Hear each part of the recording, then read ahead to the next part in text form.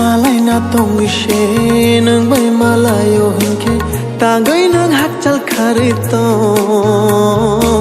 talo mo chang renai no khani athukiri abono shaboshia to ang bonong bay mo chang rito ngai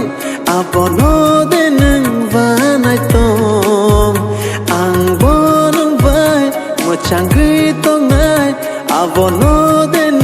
vanai to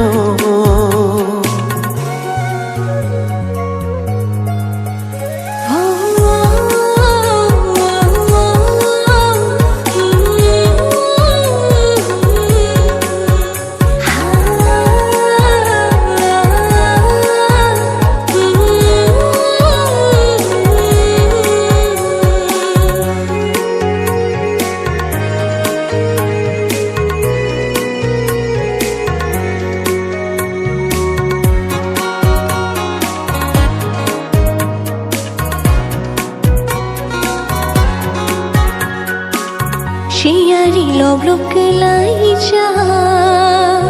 panti bai hafar cha cha ani gai ringo phai shi di khani kok shawi thang cha di ni ga ringo ani khapang thang jak khani kok shanani bokulo no soncha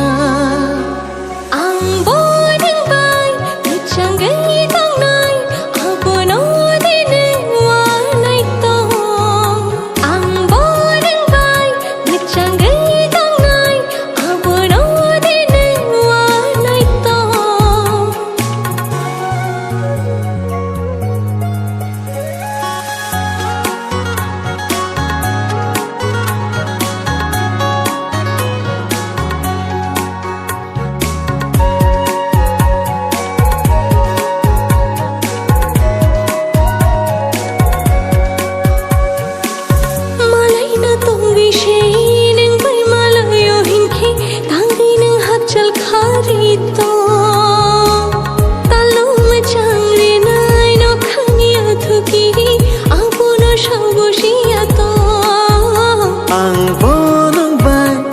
chang ghi to ngai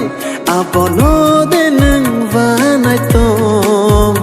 ang bonong vai mo chang ghi to ngai abono